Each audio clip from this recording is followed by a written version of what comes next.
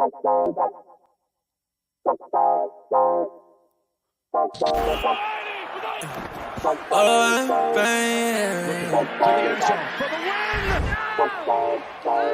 what the fuck? Whoa! Yeah.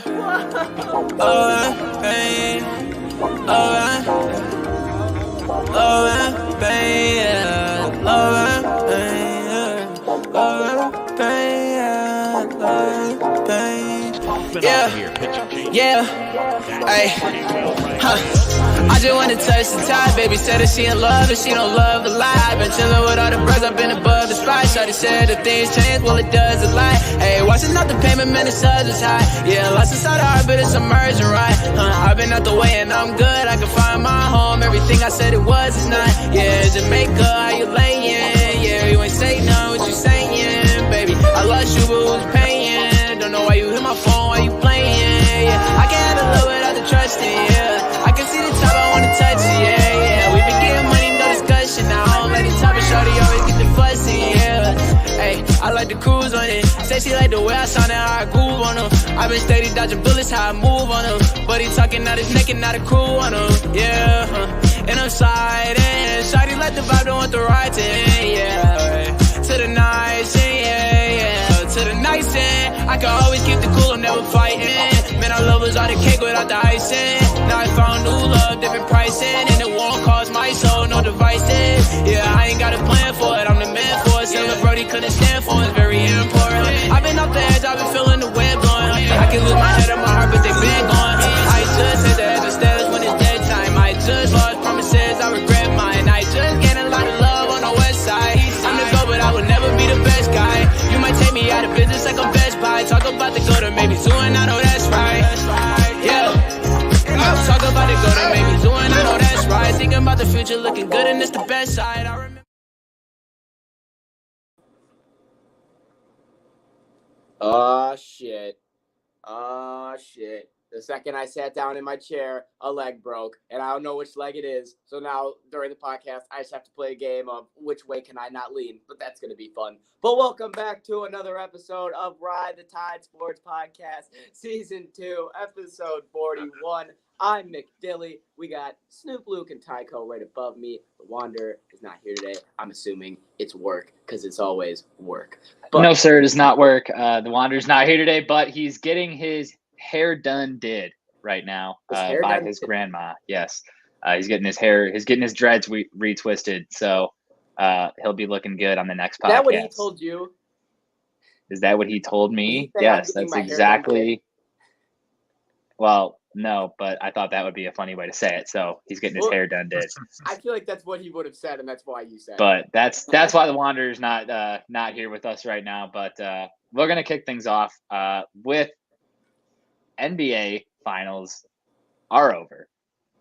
Season 2, Episode 41 begins with Steph Curry being named the Finals MVP as the Warriors defeated Boston in Game 6, 103-90, to win their 4th NBA title in the last 8 seasons. And I think this might be a Warriors Dynasty Part 2. I think that this game was right off the rips, 14-2 Boston. I had my $100 bet slip looking at me like, man, we might have made some mistakes tonight. And I was a little nervous, not going to lie. But then we flipped it on, went on a 38-6 run, and took over the game and did not give it back. So shout out Dub Nation and Steph Curry for finally getting that Finals MVP. I think that Steph Curry was all around one of the greatest players to watch this season, easily. I mean, first player in NBA history to win 3 MVPs in one season, winning the All-Star Game MVP, the Western Conference Finals MVP, and the Finals MVP. So Steph Curry, I don't know where he ranks on anyone else's list, but in my time of being alive and watching basketball, this is not including anything before me, he's like top 5 everything that I've ever watched. And shout out Dub Nation. And my boys won my freaking bet and won the title. I'll go to anybody else now. Luke, I want to go to you because you're the Boston guy. I want to know how you're feeling. Well, I was only a Boston guy because the Suns are out. And I would say the Suns are about to be coming back on another revenge tour. But honestly, I I'm agree, preparing. Jake. He got snubbed. I'm preparing for the Suns to go full Toronto Maple Leafs and just be hella good in reg season. And then when it comes playoff time, suck. All right, so why don't we talk about Boston and the Warriors and not the Suns? Because the Suns have nothing to do with this. Yeah, let's not do that. Let's not veer off into Luke land. Well, I got nothing about them. I mean, what do you All want right, me to Dylan. say? Dylan, what do you got? Well, the biggest thing that I can only say so much on basketball. That you can at least just say good job, Warriors. That's all you had to say. Fucking Curry is top 5 all time. I agree with Tyler. I think that he cemented this, and I think that the MVP was long overdue. I think that the dynasty, I wouldn't even call it a part 2, because I think that if you win 4 titles in 8 years, that right there is just a dynasty. I get that. Well, no, I'm saying part 2 because like they went down, you know, like yeah, but they had the downfall because they went from the top all the way to the bottom. Think about it though. And it was all injury related. I agree. When they were bad, that's what you're gonna say. Every single person, and I don't think there's ever been a team, like think about every team in the NBA right now that's bad, like Orlando, Detroit, this and that. There has never been a team that when the Warriors were bad, nobody was worried about next year. Everybody it was just like, okay, Clay's out, they're gonna Steph's be fine. Injured. They're fine.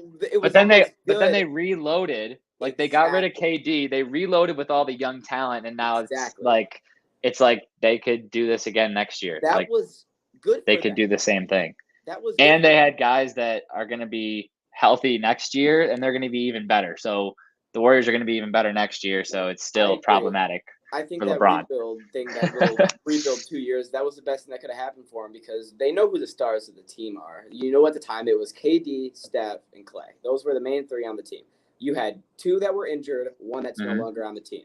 So now you look at the new players that had to step up. You got James Wiseman, Jonathan Kuminga, Jordan Poole. All these young guys that are now stepping up. Bring those 3 in, merge them with Curry and Clay and Wiggins that are, playing well. And like you said, that's a team. They're keeping the team together too. They're paying a insanely high luxury tax this offseason, but they are planning on keeping the team together for another run. And let's just say the Warriors owner doesn't like to lose at all. It's very clear. He's committed to keeping these guys together and winning another ship. And Jake saying he definitely deserved one of those other ones too. I think that if you're referring to the Andre Iguodala all defense finals, that is the one I think that he got snubbed on. I mean, KD in the finals with the Warriors was really good. And I think that it could have went either way there. I don't think that either one would have been like a bad decision, but KD was really good in the finals. But I think the Iguodala one where he came out of nowhere and had the best defensive performance anyone's ever seen in the NBA finals in the last 15, 20 years, that one might have been where he snubbed Curry of getting that MVP. I do agree with that. I couldn't say that though, because you got to give Iguodala his credit, bro. He's got 4 rings. He does. He has 4 rings, and he has the last shot with the fate of the universe on the line. So Davidson, the University of Davidson, for those of you that don't know, is where Steph Curry played his college basketball, is going to be honoring Steph Curry by retiring his number and having a little ceremony this year in August. So that's really cool. No, they have not done that yet. They're retiring his number there and all that good stuff because I mean, really, he's done it all at this point, and he has the same amount of rings as LeBron James right now. So that's a conversation. That's a conversation for a different podcast. That's a conversation for a different podcast. We can't do it. But something I do want to talk about here is Steve Kerr. Okay, this is an insane stat. Steve Kerr has won 9 of the last 27 NBA titles, whether it was playing or coaching. He has won 9 of the last 27. Bro got 5 as a player, 4 as a coach. That's 1/3 of the last 27 is Steve Kerr. If you have Steve Kerr on your team one way or another, you're getting the job done. Look, bro, A lot of 33% people, of the time. a lot of people can talk shit on Steve Kerr because they'll always say that he is the best at being second best. But at the same, and they say that because, well, he won 5 rings with who? Michael Jordan. Oh, he won all the 4 coaching rings with who? KD, Clay, and Steph Curry. But at the same time, It's still 9 I think rings. he's just smart as It's fuck. still 9 Also, rings, man. let's think about it. He was a role player when he was on Chicago, but at the same time, one of the biggest shots in NBA Finals history that won them the finals was hit by who? Steve Kerr. So let's think about that. Also, Steve Kerr, we have learned over That the is years, insane. is not a stupid man. If this is a known proven fact, that is a insane fact that Steve Kerr has won 12% of NBA Finals all time. I mean, he's a Hall of Famer without a doubt. Love that. Definitely a Hall of Famer. But Steve Kerr, just absolutely insane. And we do have to touch on the losers of the NBA Finals. Jason Tatum. Let's talk about Jason 100 Tatum. turnovers exactly. 100 turnovers. Not a single game did he look like he was the best player on his team, in my personal opinion. Or the second best. Or the second best. I mean, fucking, he wasn't better. He didn't play better than Al Horford in this series. Al Horford, Marcus Smart, Jaylen Brown. They all played better than Jason Tatum. Yeah. Jason Tatum, I mean, he never looked focused. I mean, before the game, he's got his kid on the court. It's 9:00. You're supposed to be locked in and focused, like, and you got your kid tugging at your leg, like, hey, daddy. Dude, you got to get him off the fucking court. That is not the time. I'm not a Boston guy, nor did I want Boston to win. But, like, if I'm a Boston fan, I am livid. Why is my supposed best player, like, supposed to be one of the best players in the league, in the NBA Finals, hanging out with his kid 10 minutes before tip-off? Like, that kid should be up in the press box, gone. Like, Jason Tatum, what are you doing? Why do you have your kid out on the floor 10 minutes before game time, hanging out like it's Father Sunday? Like, I don't know how Boston fans are feeling about that. There's no way they're happy about There's no this way that they're – and I think Jason Tatum is going to get smacked around by Boston fans next season, especially if he has a bad start to the year. I think Boston's going to give him hell. I mean, yeah. At the same time, Boston fans are probably not going to be as bad on him as you think they are, because Boston fans right now are just so fucking happy that they had a team that got to the finals, and they had a team that now they have so much potential, and they think they can go back-to-back, and they go back to the finals. They're kind of in a Phoenix Suns boat right now, how they just went back to the finals, and they're riding this high, and they think they're going to ride it all the way back to next year. Problem is, I don't think they're going to ride it all the way back next year if their team looks the same. I expect Boston to make a move in the offseason. I don't know what that move is going to be. I don't know if it's going to be someone leaving or someone signing, but I expect Boston to make some noise in a big way this offseason. I don't think they're going to sit there and do nothing. And I think their offseason is going to be one of the few teams that's going to set up how their entire season is going to be looking. That's my opinion. All right, for sure. And with that being said, we'll move on. Congratulations to the Golden State Warriors, 2021-2022 NBA champions. A little bit more NBA news to talk about here. The Mavericks have acquired Christian Wood in a trade. Hell yeah. Dylan, you're a Mavs guy. What do you got here? I got a great piece of news, but then I also have a sad ending. So here's the great piece of news. The Mavericks have acquired Christian Wood from the Houston Rockets. That's the good news, okay? So we love that, especially me being a Luka guy, me being a fucking Dallas guy. That makes me really happy. Christian Wood is a baller. He's averaging over 20 points the past couple of years, especially when he was in Detroit. Those were his best years. He didn't do bad in Houston last year. He kind of just got fucked with injuries, but not at all bad player to have with Jalen Brunson and Luka Doncic. Now here comes the shitty part. We had to fucking get rid of Boban, and that sucks, because Boban is the one guy on the team that you would want, whether they're good or whether they're bad, because everybody loves Boban. But now he got sent over to Houston, and that is an L, because, yes, people can make the argument about, but you lost Trey Burke, and he's a good shooter. No one gives a fuck about Trey Burke. All right, we're sad about Boban, and we love Boban. Also, they gave up the 26th pick in the draft this year, but I don't think that's a big deal when it comes to Christian Wood. I think both sides won the trade here because Houston's in a rebuilding stage. They got Boban, they got Trey Burke, they got prospects, and they got the 26th pick. Houston is in a situation where they need some help for Luka, and they got it in Christian Wood. So I think it's a W for both sides. Can I just say that when I think about this trade, I realize one thing. What? Because we once had Christian Wood. Correct. And our GM acquired Trevor Ariza, Isaiah Stewart, $4.1 million, Houston's 2027 second-round pick. Rockets acquired Christian Wood, conditional first-round pick from Detroit, protected through 2027, and a 2021 second-round pick. Why is this man Christian Wood just always involved in these giant-ass trades?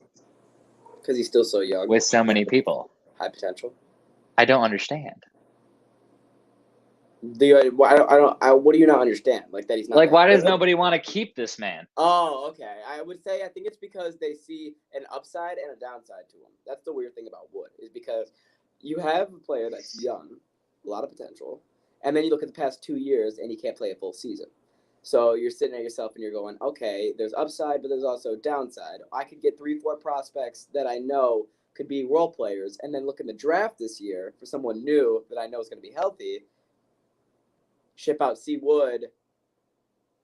I understand where Houston came from, if I'm being honest with you, especially when they're looking at Jalen Green. They're probably going to try to pick up. They got another top pick in the draft this year, so now they're going to probably use that 26th pick along with that top pick, get some more fucking people to help him. I mean, anything, Dylan, anything after the top 5-6 picks in this year's NBA draft is like you're throwing darts at a dartboard, like hoping that one of those guys are going to be really good. Like, there's not a whole lot of depth in the NBA draft. Like, every year it's like the top 10, and then you try to get lucky. I would say because it's all based on like potential, but I'd say there's 4 to 5 shooters. We'll get into that later in the draft, but yeah, we'll get into that. Utah Jazz have introduced a new color scheme for next season. And I just want to know what your thoughts are on these new jerseys here. All right, so I want to just say first thing first, they also switched up the court. They just switched up everything, but I don't know how I feel about the black and yellow. Obviously, the purple, it's hard. They had it last year. They're going to keep that with the court. Hard. Don't know how I feel about the black and yellow. Half of me loves it because it just reminds me of Oregon. But the other half of me is confused because I don't understand how that's Utah. I'm with you on that one. Yeah. I think it's just because they had the yellow and black that they're like, all right, just do the opposite. It is very Oregon feel. It is. But I think it's hard, though. Like, that black one, I would rock a fucking Donovan Mitchell Utah Jazz jersey in that color scheme because that's hard as fuck. But I just don't understand what that has to do with the Utah Jazz. No, I really am having a hard time too. But with that being said, we're going to move on from the NBA and talk about the NHL playoffs. Game 1 in the books. On your ass, game 1. Ooh. The Avalanche take game 1 in overtime, 4-3. And if the game 1 has anything to say about how the rest of this series is going to go, let's just say that it's going to be a hell of a finals because Colorado jumped out. Colorado honestly was expected to jump out, in my opinion, because they had a full 3 days rest before they had to get back in there and start training again, get ready for the Tampa Bay Lightning. So they got out to a hot start. Tampa Bay came back, battled all the way till the end, got to overtime, and eventually the Avs took it in OT. Yeah, one bad turnover is all it takes. But game 1 thoughts. Here we go. Well, didn't like seeing them dropping down 2-0, but it's always nice seeing them battling back, especially when they pulled it within 1, then let it go back to another 2-goal gap. And to see them force into overtime, that was huge. Like, I like to see that battle. That means They weren't just throwing that game out and being sluggish. They were bouncing back. They were making the changes necessary, and just got one. And the Avs just capitalized on a bad turnover in overtime, and that shit happens. Can't really be flipping the puck out of the zone or over the glass in your own zone at the end of the game, Maroon. But that really doesn't help. Yeah, you can't. No, it definitely doesn't help. Little mistakes will lose you this series. I think Colorado started off game one exactly how they've started off every game in every series, and they just started pedal to the metal. They started fast. They started getting their goals. They got one. They got two. The only difference between this series and every other series they played is that Tampa is a lot better team. So you can't score fucking 7, 8, 9 goals against them because it's just not going to happen. So after the second goal, Tampa's the team that they make adjustments, they switch things up, and then they go out there and they strike two back. So I think that this is the tell for the series because I think that these are two offenses that when they need to turn it on, they can turn it on. And then I also think these are two goaltenders right now that if they need to stand on their head, they can also do that.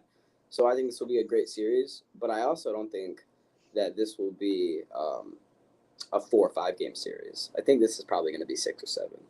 I think we can all agree on that. Mm-hmm. I think it almost has to be. So with that being said, game 2 tonight, what needs to change, Luke? What needs to change is Tampa needs to come out with their passing on point from fucking the start. Because the Tampa, you can tell when Tampa's just flowing, their passes start connecting, and then what happens? They usually pop in a couple fucking goals. But when they get sloppy, it's bad. They cannot start sloppy. Also, their power play is really good. Oh, it definitely. is, and they need to fucking start putting the puck in the net on it. They had so many opportunities, and they didn't get it past them. Yeah, I was watching that. They had a lot of good opportunities. Honestly, it looked great. It really did because they were getting all those opportunities. But at the end of the day, you got to get that in the net. Dylan, game 2 tonight for the Avs, who are currently up in the series, 1-0. What do the Avs need to do to make sure that they take this game and go to Tampa up 2-0? Pressure. Tampa's a team that you need to pressure all game. Because the second that you take any type of time off and you allow Tampa to tilt the ice in their favor, that's when Luke says, the opportunities are going to start coming, the chances are going to start getting better, and fucking Tampa's going to start putting them in the net. Let's go, Colorado, baby. I'm agreeing with you 100%, Jake. And I think that as long as they can keep the pressure on consistently, their chances of winning the game are going to continue to increase because Tampa's a team that the second you let off your foot on the gas for half a second, they will pop a goal in. Well, they definitely will. I agree with both of you guys there. I think Tampa Bay definitely needs to make those adjustments and in order to win this game, and Colorado needs to apply that pressure in order to make sure that they go into Tampa up 2-0. But the Rangers proved that that's still not a very safe space to be in. You need to go up 3-0 in order to even feel like you might have that series in the bag. And even then, I don't know, because Tampa has done some shit before. And who can ever feel they did win 4 straight after going down 0-2. I don't know, man. That was one game away from being a reverse sweep. So, game 2 tonight. Place your bets. Get them in. That's what we got. Next up, we got some NHL coach hirings. The Red Wings still have not hired a coach for their team, but other teams are starting to take the good coaches and put them on their teams, like the Philadelphia Flyers now have done. The Philadelphia Flyers, Dylan, I believe, have signed Tortorella. Correct. Big old Torts to a 4-year deal. 4-year, $16 million deal. Former Blue Jackets head coach has now been signed as the new head coach of Philly. And I hate to say it because of all the Philadelphia slander we give, but I think this is a great move. I think we've learned. No, it's not. What are you talking don't think about? It's a good move? No, bro. The last 3 teams Torts has gone to he's absolutely just lit up in fucking flames, bro. He's destroying locker rooms left and right, and But he's now taking he's them to the signed to a playoffs. 4-year deal with a young team, and the last young team he had didn't listen to him, and that's why he ended up leaving, because he's fucking nuts I now. thought the coaches that take them to the playoffs are the Dylan, good ones, but I Dylan, don't know. Brandon Dubinsky tweeted out, "Pray for Who the the fuck at is the Brandon NHL." Dubinsky? Who are you? Who's He Brandon plays for the Dubinsky? Blue Jackets, you dummy. I'm sorry, I've never heard of that man in my life. Well, then watch more hockey. Well, he Come tweeted on. out, "Pray for the at the NHL Flyers players," after this news broke out, because he knows. Is he like a Tortorella guy or something? Or is this when Tortorella coached the Blue Jackets, he was on the team? Well, if he was on Yes. the Blue Jackets as Okay. a Blue Jackets player, and Tortorella was a Blue Jackets head coach. Well, I didn't know how long ago he played on the team. Tortorella hasn't coached a couple years, man. And the He's last still time he playing coached, on the team. Okay. The last time he coached, yes. Didn't Columbus beat fucking the Lightning in the playoffs and they swept him? Yeah, and how much turmoil was going throughout the entire So team. he's not So that much bad. shit. So he's not. Wait. Hey, And and where are the Blue Jackets Product on now? the ice was good, but and at there the were time, other factors. Wasn't Tampa the President's Trophy winner and the best team in hockey? So, Yes, but the President's Trophy winner never goes far in the playoffs. That is fact. He's not Yes, that bad. If that's he can different. sweep teams like that in the playoffs, maybe his energy isn't the right way, but he can win games. Yes, What happened to the let's Florida get a Panthers coach that President's Trophy absolutely. winners? Yeah, Dylan, huh? oh man. Where are they? He's a little fucked in the head, but if he wins games, isn't that what matters? Is Mike Babcock a good coach? No. Yes. Did he win? Yes. Yes. Is he a good coach? No. Yes. Did he win? Yes. Yes. No. Fucking Yes. wrong. He's a Wrong. good coach. If you go to the playoffs Wrong. for 25 straight years. Next up on Ride the Tide Sports Podcast, we'll be moving into the MLB update with McDilly. I think Babcock was a great coach. All right, so moving into the MLB update. Fuck you, because you waited for me to talk and then hit the buzzer when you could have done it before. Yes, Mike Babcock was a good coach and lied to the public. You lied to the public. You waited till after we left to say that. I said I liked Babcock, and I still do. He can come back anytime he wants. Hey, we need a head coach. We need a head coach. I'm just saying. I'm glad we're not getting Babcock, and I'm glad we're not getting Tort.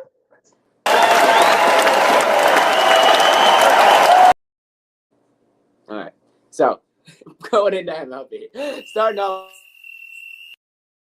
All right, okay. So you want me to fucking do it or not? You want me to do it or not? Who the fuck is that guy? All right, Ty's gonna do the MLB update today. Go ahead, Ty.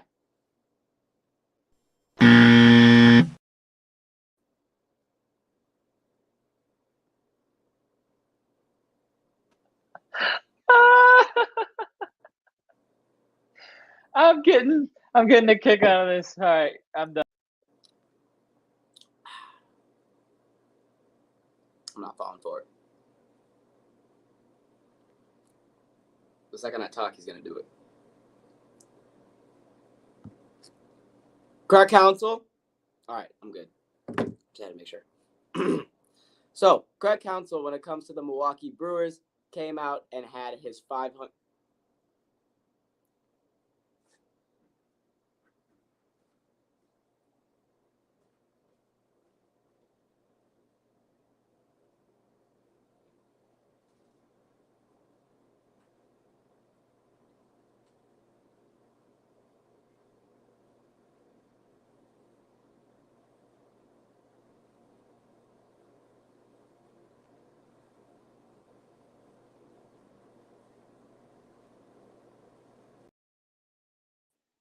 All right. Well, in order to not ruin the entire podcast and not act like a little small child, I'm going to attempt this MLB update with Craig Counsell becoming the franchise leader in wins for the Milwaukee Brewers. Craig, I have no clue who you are, but congratulations on getting a certain amount of wins with a number that I'm not familiar with and becoming the leader in wins for your franchise.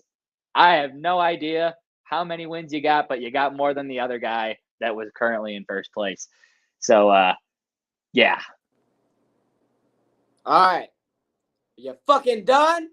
If I see one more Mattress Mac pop up in my face or one more buzzer, I swear to God, I will flip the camera and I will end this stream. You can go you and Luke, and I swear to God, 564 was the amount of wins that Craig Council got. Ride the Tide Sports Podcast is fine because that's what the podcast we're on. I don't care. 564 wins. Shout out Craig Council. Also, Anthony Rendon. Moving on to him. He is out for the season. He has a season-ending wrist surgery. Broke his wrist. The Angels just continue to get worse down the road. They lose 13 games in a row. Everybody thought they were still going to be good. They have Mike Trout and Shohei Ohtani, some of the best players in baseball, and they're still not going to make the fucking playoffs again. Imagine. You're just pissing off baseball fans at this point. Release Ohtani. Release Trout. Let them go to a fucking team where we can watch them go to the playoffs because you guys suck every year. All right? It's getting irritating for us because you're going to stack your roster and you're going to miss the playoffs. At least be like the fucking Yankees where you'll get eliminated in the first or second round. It's actually irritating because they're the best players in baseball and their careers are getting roasted. Now I know how Lions fans felt, or football fans felt when we had Barry Sanders and Calvin. I fucking get it now. It's irritating. Moving on to the player of the week.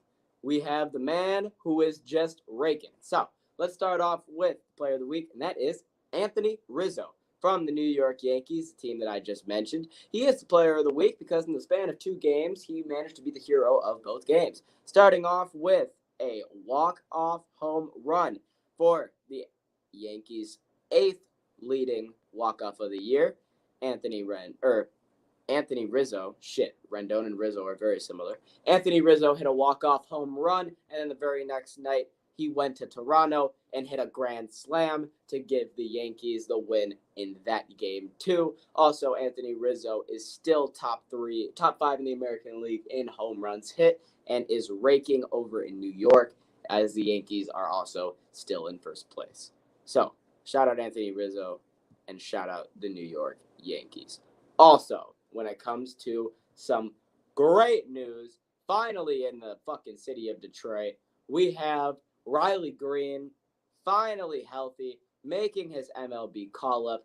If you're going to the Tigers game today, look for Tycho, look for Snoop Luke. They are going to be at the stadium. Say fucking hi, say what up, say how do you do, and then everyone can watch Riley Green hit a homer in his first MLB at-bat. Sounds like a plan. And that is the MLB update with McDilly. Thank you, Tyler, for letting me finish that. I don't have a College World Series update other than the fact that Notre Dame fucking won the other day, and I did not see that coming. There's only been one game that's happened from every first game of the series so far in the College World Series. But if Tyler wants me to speak on some of the big moments that have happened, I will. Notre Dame won 7-3 yesterday over Texas in a great game. I think that was a good game because a lot of people saw them immediately going to the losers bracket, but they stay in the winners bracket immediately off of rips. So shout out to them. Also want to give a shout out to Tyler's pick for the College World Series. Oklahoma, who beat Luke's Texas A&M 13-8 yesterday and took game 1. Thank you. I appreciate it. And also, I found out which chair I broke. Or which leg. It was the middle one.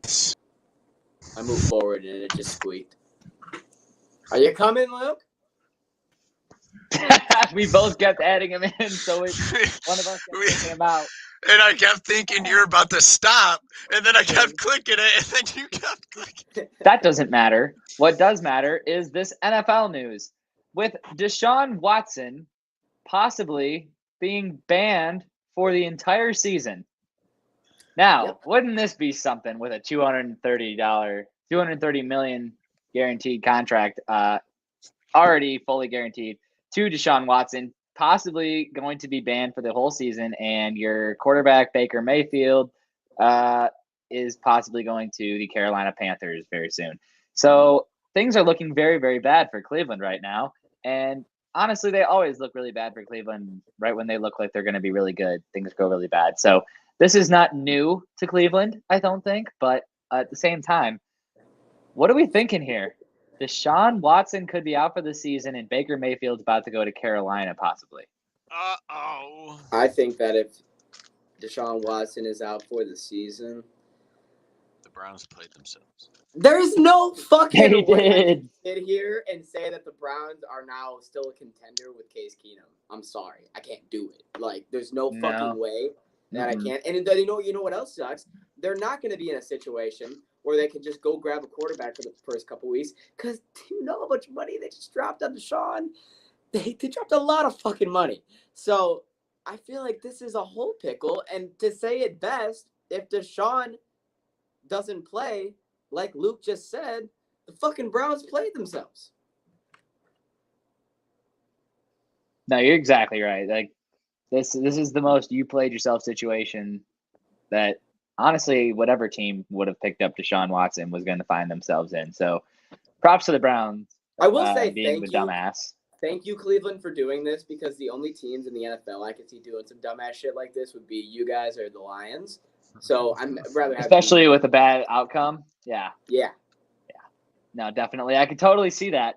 But Watson being out for the season would totally crush Cleveland down to little tiny pieces, I think. But that's what we have for the NFL news. But we also have another topic we want to cover. I got something for and you. that is NFL turnaround is what I have decided to call it. And like every year in the NFL, there's teams that, sucked the year before and then all of a sudden are good. So here's what we're going to do here. We're going to go through the teams that are shitty. And we're going to say whether or not we think that those teams can possibly not be shitty this year. So that's exactly the way that we're going to go about this. If you think they're going to be good, then you're going to say that they're going to be good and they're going to turn it around. You're going to give a thumbs up, like say, yeah, they're going to turn it around. If you don't think they're going to turn it around, that's a thumbs down. They're not going to turn it around. With that being said, are we going from shortest drought to longest drought or longest drought to shortest drought? I don't need no droughts. I got the fucking standings right here. If you were in last place last year. We're doing this because of the longest postseason droughts, which is going to end. Oh, who's going to end a postseason drought? Jesus fuck. Yeah. Go ahead. Who's turning a long boat thumbs around? Thumbs up, thumbs down scenario, though. Fucking Los Angeles Chargers, it's only been 3 years, though. I'm going to say thumbs up. Keep all three of them. Los Angeles Chargers, are they going to make the playoffs this year? The division is super tough. I'm going to give them a thumbs up. I think they turn it around. Luke, you muted. Luke, you're an idiot. Their full division again? The Raiders, the Chargers, the Broncos. Who's the last team? Raiders, Chiefs. Chargers, Broncos, Chiefs. Oh.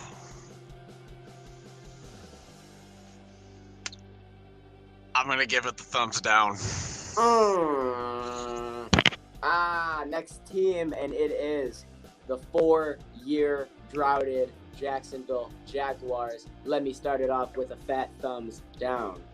Not going to happen. Yeah, I think this one's pretty easy here. It's going to be a thumbs down. I think they still need a couple, 2-3 years to figure it out, even with the number one pick again. The first ever double thumb down. Yeah, and I'm going to keep that thumbs down. I'm going to keep that same thumbs down energy for the next team who's been 4 seasons, Carolina Panthers. Even if they get Baker, they're still in a position where I think that they don't win more than 7 games this year. All right, well, when it comes to the Carolina Panthers, if they did get Baker Mayfield and Christian McCaffrey can stay healthy and their young wide receiver core can do what they continue to do, which is be good wide receivers, just to have a bad quarterback. They're in the division with the Falcons, the Saints, and the Buccaneers, so it's going to be tough. It's going to have to be a wild card spot, but I'm gonna go with a thumbs down. It's possible. Yeah, I think I'm gonna have to give this one a big thumbs down. Yeah, and I think that speaking of big thumbs down, right now this whole organization is just at a rebuild to the rebuild, and that is the Atlanta Falcons. They're on ground one. They just lost Matt Ryan. Marcus Mariota's got a Marcus Mariota. Calvin Ridley still suspended for a year. gonna have to give you another thumbs down. Sorry, not sorry. Yeah, this one's going to be another thumbs down for me. The starting quarterback role is not necessarily a starting quarterback. He's been out for a while in the starting quarterback role. He's been a good role player when he comes in and been a good quarterback when he's needed, but I don't think that they're going to be able to turn it around and make the playoffs this year. So, thumbs down. And you're muted again. How? Well, I'm not trying to chew my pistachios in the mic. Eat after the pod. They're good. But I'm giving it a thumbs down. All right, here's the next one. This one is really interesting because I can see it going either way. It's been 5 years since they made the playoffs. I'm talking about the Miami Dolphins. Now, we know all the questions around Tua. We know they have the wide receiver. They're probably going to be wild cards.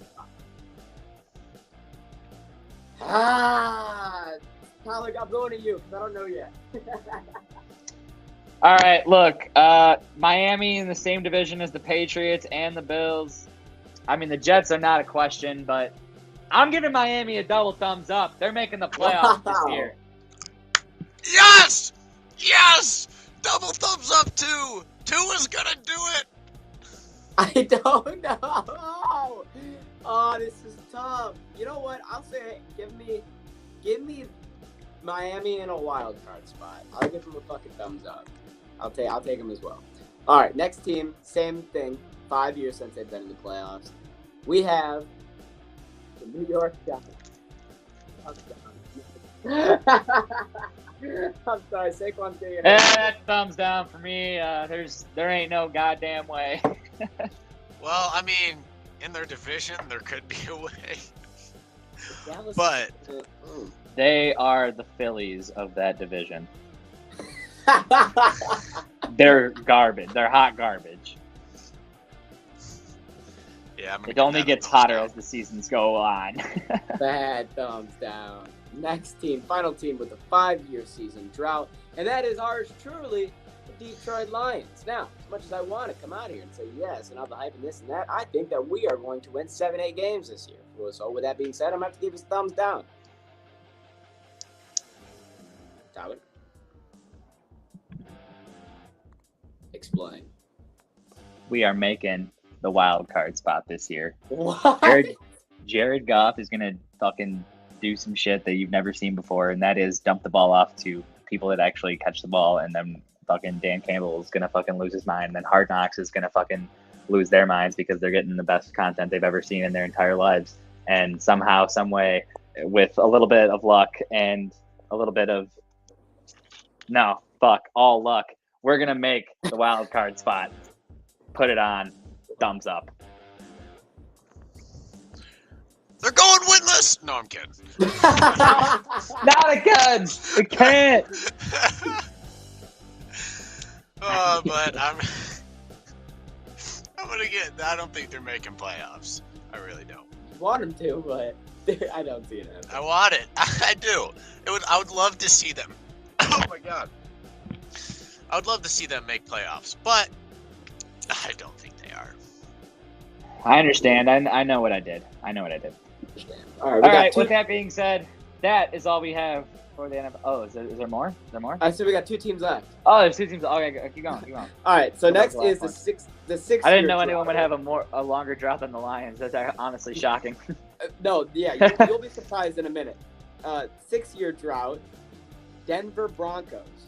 Now they just got Russell. We talked about how tough their division is, but I honestly think that them, the Chargers, and the Chiefs all have a real shot here at a playoff spot. No shade to the Raiders, but also to the Raiders. So I'm going to also give them a thumbs up. I'm going to say they break this shot. I am going to give the Denver Broncos a thumbs down. I do not think that they're going to make the playoffs. I think that the Chargers are going to take one of those top 2 spots, and obviously the Chiefs are going to be 1 or 2 as well, and it's going to make it very difficult. I think that they're still going to need a year to figure out what exactly they are as the Denver Broncos with Russell Wilson. I think that Russell Wilson will have a lot of great games, but I don't know if Denver is going to be what they think they are, and that is the number one team in that division. I don't think that that's going to happen. Thumbs down. A double thumbs up for us, Daddy, okay? You know, the Denver Broncos. They're going to be going head-to-head with the fucking Chiefs. That was it? That was great. I love that was it. All right, final team, and it is the team with the current longest playoff drought in the NFL. It's been 11 fucking years since they've seen the playoffs, and I'm talking about the absolute doggiest of dog shits you've ever seen ever across a football field out of New York wearing the fucking green and white. The New York Jets. We started off with a big old thumbs down and even a with it. Because I don't think it's happened. That's a thumbs down, no explanation needed. Make it 12 years. That's all I gotta say. And that is the NFL turnaround. I like that. Next up, we have the UFC news, and then we're going to get out of here. So this is the last time that you'll see me. Thanks for watching, everybody. It's on to these two, and I'll see you guys on Wednesday. So I'm a foe. All right, Luke. I'm talking in guap, now I'm speaking in fluent. When I hit the road, I won't leave till I do it. Acting out of hand, I'm like, be what you doing. We started off good, can't believe that we ruined it, yeah. I tried to fix with a sewing kid, yeah. I tried to fix it, you know I did, yeah. I tried to fix it, you know I did, yeah.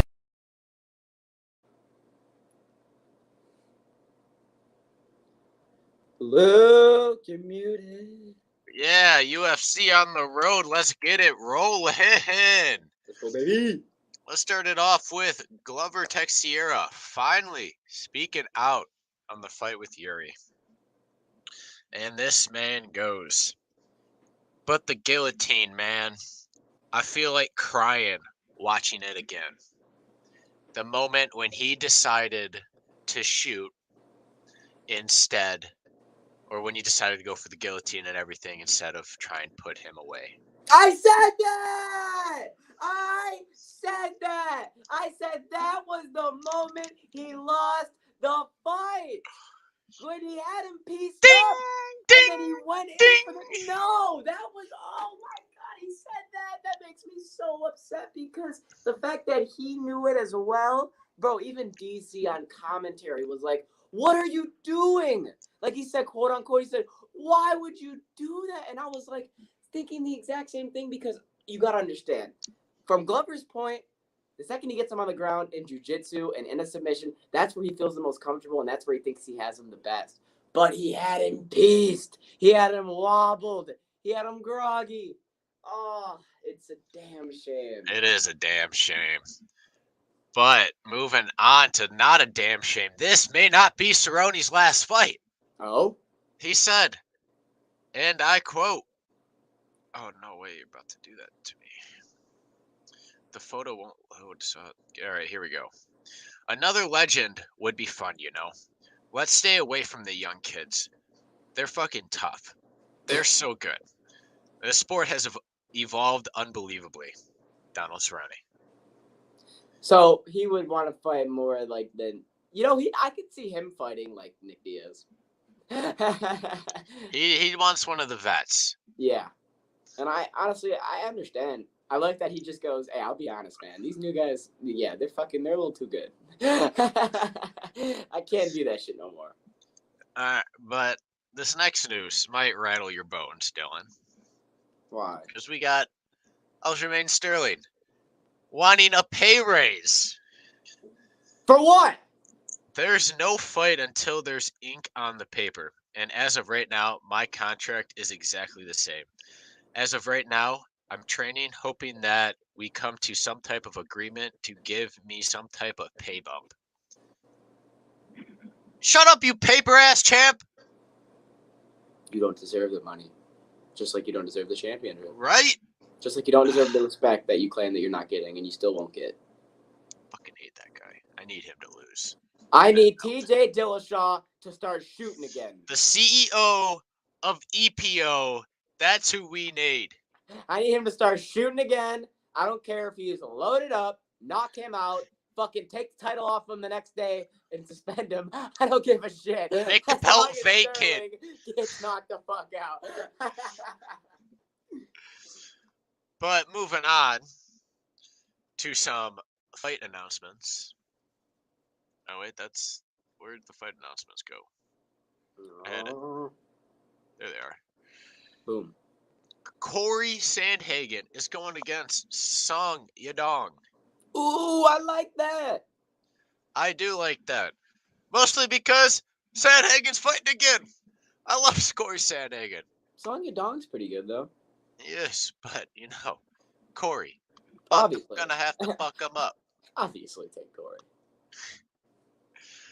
But next, we have Jose Aldo going up against Merab Dvalishvili. Yeah, it's a. I don't know who that is, Lucas. I'm gonna be honest. Dvalishvili. That's his last name. Okay, so I'm gonna take Aldo. I don't know. I'm taking Aldo because Aldo's just an old-time legend.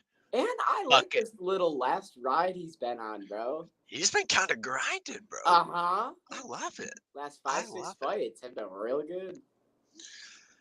And, and just to quickly go over the UFC fight night really quick, even though we gave our thoughts, we have the main event, Kelvin Kattar and Josh Emmett. Emmett said he wants to fucking KO Kattar, but we'll see if that happens because, we got Kattar. Yeah. What method of victory? You got KO? I'll take a KO. Why not? Bet. Then we got the co-main, Donald Cerrone and Joe Lazon. And then fight number 3, Kevin Holland and Tim Means. Superhero! And, that's just about all we got for the UFC and I think for the pod. Should be a good fight night, though. Those are 3 good fights. I think those are 3 fights that will deliver, and it should be a good fight night. Absolutely. Bada boom, bada bing, and then with that is all that we have for you on the podcast. Luke, you want to fucking close it out? Oh, well, I thought he just jumped in here to start banging. Nah, Luke, you never close it out, bro. Well, either you two do it. I don't give a fuck. No, Luke. Well, anyways, this is the end of Ride the Tide. Welcome here. Go make sure you go to Six Pack Coverage. There is more podcasts on anything you could even think of wanting to watch. Sports, gambling, financials, and all that, yada yada. If you want to see it, it's probably up on there. But thank you for joining us. See you Wednesday.